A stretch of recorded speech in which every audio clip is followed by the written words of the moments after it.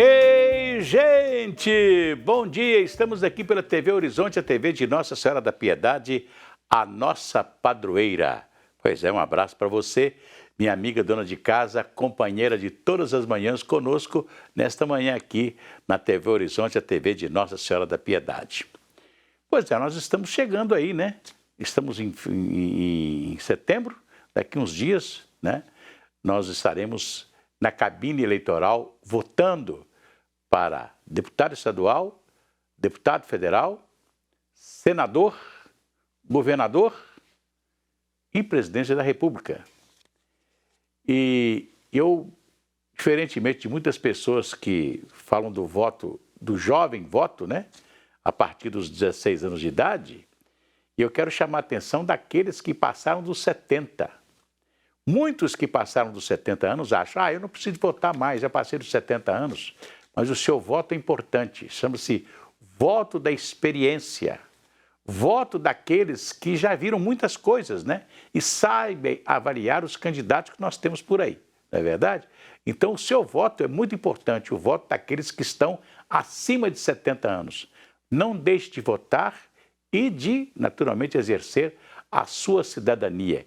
Isso é muito importante, você exercer a sua cidadania, tá? Então, eu conheço gente com 80 anos que está lá, com seu título, votando na sua sessão eleitoral. Outros com 85, outros até com 90 anos. Então, 70 anos, a lei faculta que você não vote mais. Mas é importante que você, que passou dos 70 anos, continue votando, continue exercendo o seu direito de cidadania. A sua experiência de homem, de mulher, né, que já viveram muito mais tempo do que os outros, né, é muito importante para essas eleições. Vamos cantar aquela musiquinha? Vai tudo bem, muito bem, muito bem, muito bem, muito bem, muito bem, bem, bem. Com pílulas de Lúcen. Sabe aquela dorzinha urinária, aquela sensação de queimação e ardor? Pílulas de Lúcen são antissépticas das vias urinárias e vocês encontram em todas as farmácias e drogarias da cidade. Se persistirem os sintomas, o médico deverá ser consultado. A Renza, Região Episcopal Nossa Senhora Aparecida, organizou, nesse final de semana, o Encontro das Comunidades Eclesiais de Base. Quem nos fala sobre isso é o Marcelo Silveira. O encontro foi realizado na paróquia São Tarcísio, região oeste de Belo Horizonte. Comunidades eclesiais de base da região episcopal Nossa Senhora Aparecida se reuniram em torno da Palavra de Deus. Esse momento que nós estamos vivendo no país, a gente precisa jogar muita luz para iluminar essa realidade, para ajudar na questão do discernimento, né? A questão de saber distinguir os fenômenos que estão acontecendo, os sinais que estão acontecendo. O tema do encontro foi análise de conjuntura, fé e política. Assunto importante e que pretende ajudar as pessoas na escolha dos nossos governantes. A luz que vem da palavra de Deus, a força que vem da oração e a coragem que vem da união da comunidade. Se a gente conseguir fazer isso, comunidades que sejam capazes de rezar, dar a luz da palavra de Deus e se unir, a gente vai mudar o mundo. É por aí que eu quero ir. A ideia do encontro é que os líderes multipliquem os assuntos tratados nas comunidades em que vivem. É um momento de, fortalecimento desse modo de viver a igreja, desse modo de viver a fé, né? Uma fé encarnada na vida, uma fé, como costumamos dizer, de olho na vida e na Bíblia. Deus do primeiro, agora o 35º encontro, é uma luta no sistema de evangelização das pequenas comunidades de base, e eu chego aqui no 35º otimista ainda, sabe? A importância é a maior que a gente pode imaginar, sabe por quê? Porque quem não acredita na comunidade, na pequena comunidade, nós chamamos comunidades eclesiais de base, não acredita no cristianismo. Porque não há cristianismo sem comunidade. Não há fé em Jesus Cristo sem comunidade. Tá certo, o nosso bispo, né, Dom Joaquim Moll, né, é importante que você esteja nesse momento, né, aceso para o Evangelho, para as coisas de Deus, não é verdade? E muito, muito importante também de preservarmos a família brasileira, né? A família é uma coisa mais importante que nós temos, né? E que a gente deve preservar, né? Que as comunidades devem preservar as famílias, né? Como Deus sempre nos deu, né? O pai, a mãe, os filhos, o avô, a avó. Quão interessante quando as famílias se reúnem, né? Não é verdade? E pensando sempre nessa dádiva de Deus, de a gente ter família neste mundo de Deus. Isso é muito importante. Pois é, técnicos do Ministério da Defesa vão fazer a apuração paralela de 385 urnas. Quem deu essa informação foi o Tribunal Superior Eleitoral. Aliás, o ministro Alexandre de Moraes teve reunião com o ministro da Defesa, né? E admitiu que a parte, o Comando da Defesa Cibernética do Exército, participe da conferência da apuração das eleições. É o que diz o seguinte: a urna eletrônica é super segura na votação. Ninguém muda o voto quando você digita o seu voto ali na urna eletrônica, não é verdade? Aí tem o problema da hora da totalização. E nesta hora da totalização, a parte cibernética do Ministério da Defesa vai estar juntos com o Tribunal Superior Eleitoral, conferindo, né, a totalização dos votos, que é muito importante, a totalização dos votos, né? Os arquivos brutos de totalização dos votos serão liberados para a conferência para o pessoal do Ministério da Defesa. Eu acho isso muito bom, porque fica esse negócio aí, fala que porque a eleição não sei o quê, porque é aquilo, que é aquilo. Então é o seguinte, olha aqui, a eleição está livre para quem quiser conferir, não é verdade? Então, se tudo não tem problema nenhum, então coloque às claras, né, a totalização, porque a totalização é feita numa sala fechada lá do Tribunal Superior Eleitoral, que tenham lá pessoas de partidos, das Forças Armadas, de quem quiser, né? Ir lá e conferir como é que é feita a totalização dos votos, como é que eles entram, como é que é feita a digitação dessa totalização dos votos, né? Como é que é feita tudo isso, né? E a pessoa vai lá, vai conferir, isso é muito importante, que as eleições, que seja a eleição que é feita às claras e que a apuração seja também feita às claras sem problema nenhum. Isso é muito importante, né? Que a gente tenha uma apuração, porque o grande problema é o seguinte, é quando você começa a apurar os votos, né? Você apura o voto no Brasil inteiro. E tem um sistema de totalização desses votos que é feito no TSE. Então, que o TSE abre as portas, né? Não, aqui não tem nada aqui não tem nada que não possa ser visto por ninguém. Então, está aqui para todo mundo ver, a imprensa, para todo mundo, deixa a totalização à vontade, né? Essa talvez seja a medida mais importante que o presidente do Tribunal Superior Eleitoral, ministro Alexandre de Moraes, vai tomar ao abrir, né? Todo o sistema de votação e todo o sistema de apuração das eleições.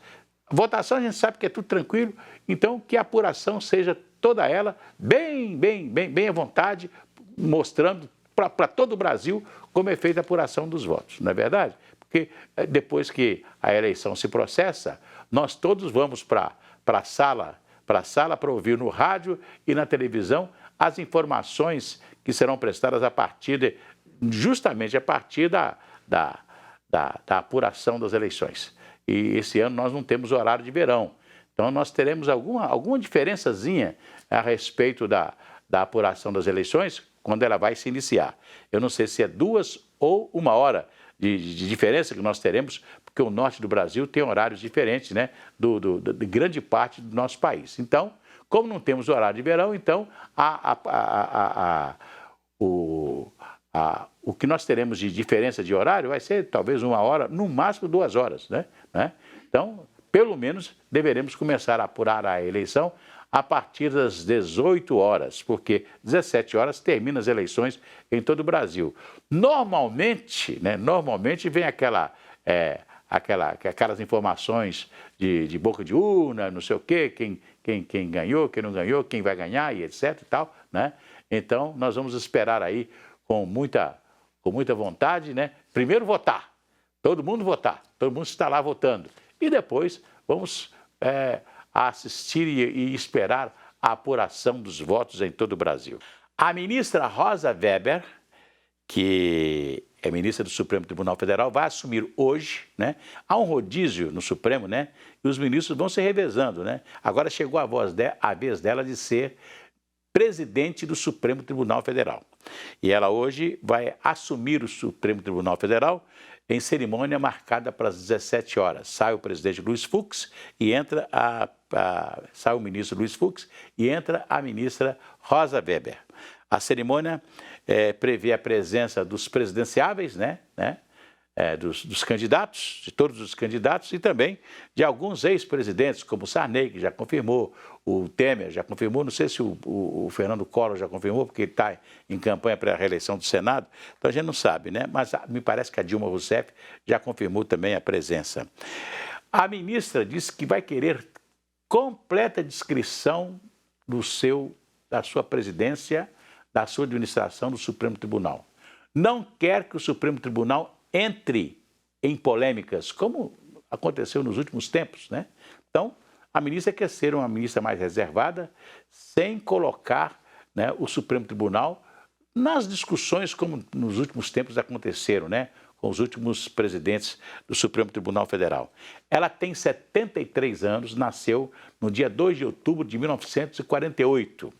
Vai fazer 74 anos agora em outubro, né? E no ano que vem, outubro do ano que vem, ela estará se aposentando, chegará aos 75 anos de idade. Então vai ser muito importante essa administração da senhora Rosa Weber, que é uma grande ministra, né? E que tem sido uma ministra, pelo menos diante dos outros ministros que são mais falantes, ela é mais reservada, né? Fala pouco. Eu aprendi uma coisa quando eu comecei praticamente a minha vida de repórter do rádio. Eu fui trabalhar numa apuração de eleição na década de 70, acho que foi em 1970. E aí, hoje o desembargador Paulo Tinoco, que era juiz, eu fui perguntar a ele alguma coisa com o microfone, ele falou assim: meu filho, juiz fala nos autos, eu não tenho que dar entrevista a você. A única coisa que eu posso dizer é que nós vamos apurar isso, apurar aquilo e tal, mas eu não dou opinião, não falo nada, etc, porque juiz fala nos autos. O que acontecer aqui, eu vou falar nos autos. Se alguém aqui chegar para impugnar uma urna, um voto, alguma coisa, eu vou falar sempre nos autos, né? Você não vai nunca ouvir eu dizer alguma coisa a você. Então, eu aprendi isso, que o juiz tem que falar nos autos, não fora dele. E, ultimamente, os ministros do Supremo Tribunal são falantes, dão entrevista, você fica sabendo mais ou menos, né? Você fica sabendo qual é a posição política dos ministros, não é verdade? Nos últimos tempos aí, por exemplo, você vê toda a decisão do ministro Alexandre de Moraes, você vê que ele tem quase uma decisão política, porque ele está sempre contra o presidente da República, né? Não estou dizendo que o presidente da República esteja certo, não, né? Mas ele tem que estar sempre a favor ou contra, né? Ele tem que estar o seu momento. Por exemplo, agora mesmo, né? Eu estou lembrando que o Tribunal Superior Eleitoral, presidido pelo ministro Alexandre de Moraes, proibiu a campanha do presidente Jair Bolsonaro de exibir os filmes ou fotos, né, na sua propaganda, que está rolando aí pela televisão, proibiu a exibição de fotos ou filmes daquela manifestação do dia 7 de setembro que houve na Esplanada dos Ministérios em Brasília, que foi um negócio assim fantástico, muita gente, né, como também teve em São Paulo, no Rio de Janeiro, em Belo Horizonte, etc. Então, a campanha do presidente Bolsonaro está proibida de exibir qualquer tipo de manifestação do dia 7 de setembro. Segundo o ministro que decidiu que fez o ministro Benedito Gonçalves, ele disse que as imagens eram do 7 de setembro oficial, né? Eu já conversei com algumas pessoas da campanha do presidente Bolsonaro e eles disseram o seguinte: não, aquela manifestação que houve na esplanada dos ministérios, a manifestação lá, a parada de 7 de setembro, foi uma coisa oficial. Essa sim é uma coisa oficial, né? Mas agora, aquela manifestação na esplanada dos ministérios foi uma manifestação promovida pelos apoiadores do presidente Bolsonaro. Ele pode ter convocado, mas estavam lá os apoiadores do presidente Bolsonaro, inclusive caminhões patrocinados por empresas, etc, etc, etc. Então, quer dizer, ele já está dizendo que aquela manifestação, ela não foi oficial, como também não foi oficial a manifestação que nós tivemos aqui na Praça da Liberdade, né? Eu não sei no Rio de Janeiro, porque no Rio de Janeiro teve a participação da Marinha, do Exército e tal, nessa participação lá, nessa manifestação do dia 7, lá na praia de Copacabana. Mas aqui em Belo Horizonte, por exemplo, não foi uma coisa oficial, foi uma manifestação dos apoiadores do presidente que foram lá para a Praça da Liberdade, como também aqueles que foram lá para a esplanada dos ministérios em Brasília. Mas vamos esperar o que vai dar nisso, né? Vamos cantar aquela musiquinha? Se a criança acordou, dorme, dorme, menina, tudo calmo ficou, mamãe tem Auricedina, é um analgésico e antisséptico de uso local para adultos e crianças. Todo mundo sabe, dor de ouvido, Auricedina. Se persistirem os sintomas, um médico deverá ser consultado. Pois é, olha aqui, eu quero dizer a vocês o seguinte, que nós estamos chegando aí, agora em outubro, né? Dia 2 de outubro, o dia das eleições. E você tem que prestar muita atenção, principalmente aquele que está na região metropolitana de Belo Horizonte. Eu nunca vi um candidato a governador de Minas, que tenha uma palavra para as regiões metropolitanas. Nós temos regiões metropolitanas aqui em Belo Horizonte, nós temos no Vale do Aço, nós temos em Juiz de Fora, nós temos em Uberlândia. E essas cidades são cidades polos, né? Que tem uma região em torno delas ali, né? Então, eu sempre fui um fanático estudioso das coisas, principalmente da região metropolitana, porque eu nasci aqui, né? E gostaria muito de ver uns candidatos, né? Falando sobre os problemas da região metropolitana, né? Como é que nós vamos fazer com o lixo da região metropolitana? O lixo de Belo Horizonte é todo jogado hoje em Sabará, num aterro sanitário de Sabará. E aí? E o lixo de Contagem? E o lixo de Betim? E o lixo de Nova Lima? Da Zona Sul de Belo Horizonte? Da região de Venda Nova? Gente, a região de Venda Nova é uma cidade muito grande, é a região do Barreiro, né? Então, eu fico preocupado com isso. Como é que nós vamos fazer com o lixo do Barreiro e de Ibirité e de Sarzedo e de Mário Campos e de Brumadinho?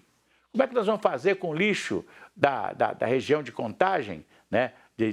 Também de Ribeirão das Neves, de Pedro Leopoldo, essa região toda aí da norte da região metropolitana? Então, eu não vejo solução para a região metropolitana, né? A água tem uma solução com a Copasa, né? E o lixo? Como é que nós vamos fazer com o lixo? Outra coisa, o vazio dos candidatos quando falam do transporte coletivo de Belo Horizonte. Nenhum deles tem uma proposta para o transporte coletivo de Belo Horizonte. O que fazer com o transporte coletivo, não só de Belo Horizonte, não, da região metropolitana. Porque o transporte de Santa Luzia para Belo Horizonte é um pouco do transporte de Belo Horizonte. É a mesma coisa de Contagem, de Betim, de Nova Lima, não é verdade? E de outras cidades que estão no nosso entorno, Sabará. Então, qual é a proposta dos candidatos para o transporte na região metropolitana? E o caso do metrô? Ninguém fala, né? Aliás, só um candidato tem falado aí que tem dinheiro do metrô guardado lá no BNDES de 3 bilhões de reais para ou 2 bilhões e 300 milhões, não sei quanto lá, reservado para o metrô de Belo Horizonte quando ele for privatizado, né? Então, nós temos que esperar saber o que os candidatos vão fazer para a região metropolitana de Belo Horizonte. Eu fico olhando, por exemplo, a falta de áreas, né, de lazer nas cidades aqui em Belo Horizonte, né? Eu, por exemplo, eu vejo aqui, eu sempre faço uma distinção, né, na região ali do Alipo de Melo. Quando fizeram as moradias do Alípio de Melo, Marieta Brochado, Serrana, aquela região toda ali, né? As empresas, o BNH naquela época que promoveu essa construção de casas e ali pequenos apartamentos naquela região, deixou uma série de espaços de recreação, né, para equipamentos de recreação para a população daquele lugar. Então, eu sempre falo que aquela região do Alípio de Melo, ali, Serrano, é a região que foi mais premiada com espaços, né, para a comunidade, para os meninos brincarem, uma praça para os meninos correrem, etc. Tal, né? Campo de futebol, campo de vôlei, basquete, etc. Né? De futebol de salão. Tem muitos ali naquela região. Né?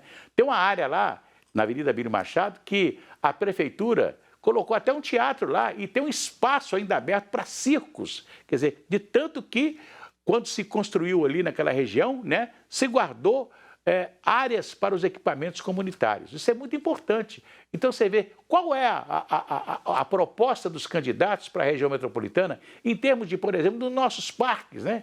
Nós temos aí o Parque Fernão Dias, né? Que ninguém sabe o que está acontecendo com o Parque Fernão Dias. Cada dia ele está menor, porque a cada dia eles estão lá acabando com ele. Não é verdade? E os outros parques? Nós temos parques em Contagem que estão paralisados ali na Avenida Severino Ballesteros. Então, quer dizer, nós temos que olhar com carinho, né, para as propostas para a região metropolitana. E eu estou cobrando isso dos candidatos, né, porque eles não têm falado nada. Infelizmente, não têm falado nada e a gente precisa de que os candidatos, né, tenham propostas para a região metropolitana. Agora que nós temos uma obra que vai interferir nas cidades da região metropolitana, Betim Contagem está gritando por causa do chamado Rodoanel. Né? Por quê? Porque não existe. O prefeito de Belo Horizonte ele tinha que ser sempre um líder da região metropolitana, conversar com os prefeitos, já resolver isso. Então, mas é uma inimizade entre prefeito de Belo Horizonte, entre governador, entre os prefeitos da região metropolitana, parece que são todos inimigos. Né? Não estão aqui ninguém, nenhum político, né, pensando na qualidade de vida, naquilo que é bom para a região metropolitana. Infelizmente, né? Então, eu acho que está faltando nessa campanha política os candidatos falarem alguma coisa para a região metropolitana, no transporte, na saúde, no esporte. No esporte. Nós temos um esporte que vive em torno de Atlético, Cruzeiro e América. Né? E o resto de Minas Gerais? O que nós vamos fazer com o esporte no resto de Minas Gerais? Né? Parece que não tem ninguém incentivando o esporte no resto de Minas Gerais. Onde está aquele... Vocês lembram daquele festival que nós tínhamos dos jogos do interior de Minas Gerais, que eram fantásticos, maravilhosos, né, que nós não temos mais? Queremos ouvir os candidatos a respeito dessas coisas, não só para a região metropolitana, como para Minas Gerais inteiro. Amanhã a gente volta. Até lá!